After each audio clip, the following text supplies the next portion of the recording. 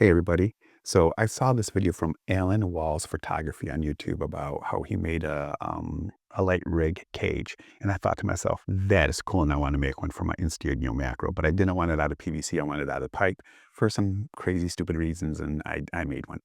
So this video is going to show you how I created it, plus my version 1 and version 2 of my macro bench, because I needed some place to put this. So take a gander. I created a version 1 of the bench. It didn't work because of the pipes. And then I had to create a number 2 version and everything came out great. So give it a peek. And in the video description, I'll have some timestamps for you if you want to jump ahead and skip and find some other stuff to look at. So thanks for watching. So let's hit this intro and let's get going.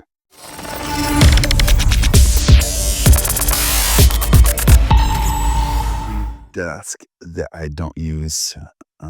So I'm going to turn it into a macro studio desk, macro workbench, I guess you could say. I'll tell you why I don't like it in the comments. But so far, this is the game plan. This is going to sit up here. This is going to be cut out. Cables are going to come through. There's going to be some Arca Swiss plates here where the macro is going to be mounted there, so I can take it off if I need to and then put it on top of the stand if I need to. This area right here is just going to be the staging area for my lights and the specimen or whatever I'm taking a picture of. Got some stuff in here. Asterisks are where the bolts are going to come through to connect it to the desk. This is going to be painted. I don't know if it's going to be painted or stained. I'm thinking matte black. But yeah, this is what I got so far. So stay tuned. In the next video you see, it's probably a little bit of an update. And then the final product. And we'll go from there. But it's all going to be in one video. Okay, I just need to stop for a second and fill you guys in on something that you might want to do when you get this piece of equipment. So let me flip you around and I'll show you. Okay, so you might want to get yourself a power strip. So when you're not using it, you can shut it off. The reason I say that is the plug that comes with it is not your traditional tested plug for the USA. There's probably a lot of people that never had a problem with this. I never had a problem until one day I did buy something and I plugged it into the wall, and a couple days later it was melting. Okay, so here we are. This is the top with 5/16 holes drilled all the way through my board and the actual like 1/2-inch board for the desk that I'm putting it on. Right there is going to be where the rail sets. I got the countersunk bolts going in there. It's where the wires are going to come through. There's going to be something there. But that's what I got so far. All right. She's all painted. Looking pretty good. I used Rust-Oleum flat black. I mean, you can see a little bit of rust spots. I didn't sand it. I didn't really care about that. Okay, so now we come to round 2 or 3. I don't know what. But this is where my macro is going to set. It's an electric rail that slides back and forth. So I need to put these on here like that. The reason is because, as you can see, if it sets here, I can't take the rail off at all. So it needs to come up a little bit. I got this to set in there so I can make sure everything is lined up straight. I got my holes cut for my bolts to come through, so hopefully that works. You might be wondering what's up with this ugly ass thing right here. This is where the wires are going to come up through. It's going to be the HDMI and the shutter release, but it's kind of ugly. So I did get this thing right here.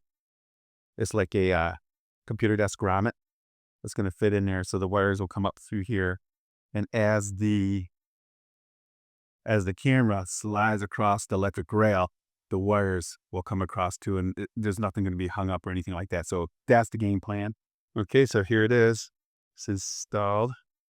Got the easiest line-up grip. No problem at all. So I know the macro will fit up there, be straight, not cockeyed. So now I just got to sister these two boards together with my elevator bolts and then take it downstairs and attach it to my bench, and I'm awesome. Well, I'm not awesome. This will be good. All right, so here we are. So let me set my butt down here for a minute. And here's my bench, as you guys saw in the previous video. I got my lab jack Obviously, it's not going to be this high. My specimen, I can crank it down and then so it's just up. For you guys at the micro, you know what I'm talking about. Lack of better words, I don't know. Today, I'm going to make a macro rig light stand, or macro lighting rig, maybe that's what it's called, out of some very expensive pipe fittings.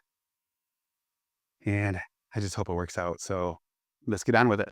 Okay, so let's go over what you're going to need for this. Depending on how big you want your lighting rig, that's up to you. But I have a very limited space. So I'm going to use 3 18-inch pipes. That's going to be my width because my deck's only 18.5 inches wide.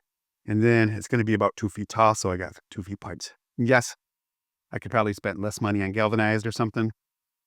And yes, I could probably bought something that I'd have to cut and then I'd have to thread myself, but I don't want to do that. You're also going to need some lights. You don't need it, but I want it because I need something to help me focus assist and then shut them off and then use my flash. So this is a different project for a different day. Let's just set this over here. You're also going to need for this project 4 90-degree elbows and 4 90-degree T's for your pipe. So let's get building.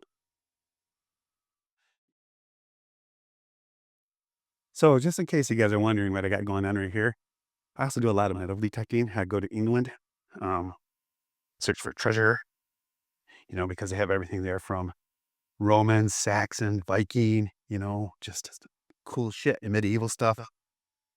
And this is just some of my detecting stuff right here. My tether cable for when I do photo shoots and some C-stand stuff. So that's what this is going on. So let's fast forward again.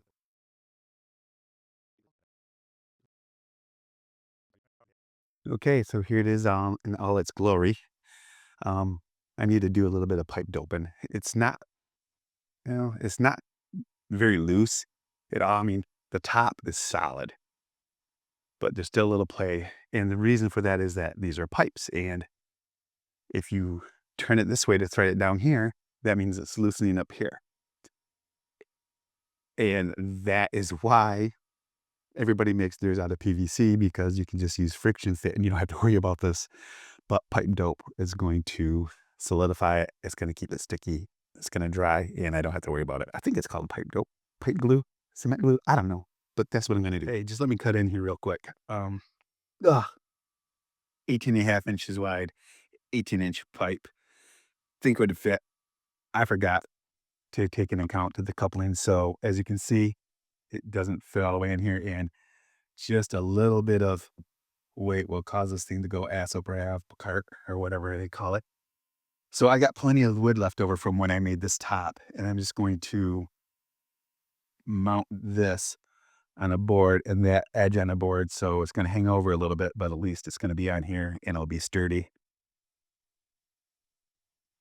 Yeah. So if it's not one thing, it's another. Oh man, I got so much going on right now. The video that you guys might have watched about me making my macro workbench. Oh, it's beautiful, but it's just not big enough. I can't fit the new macro lighting rig that I made on it. I need another 3 to 4 inches of width on both sides. So I'm redoing it. So that's what I'm doing right now.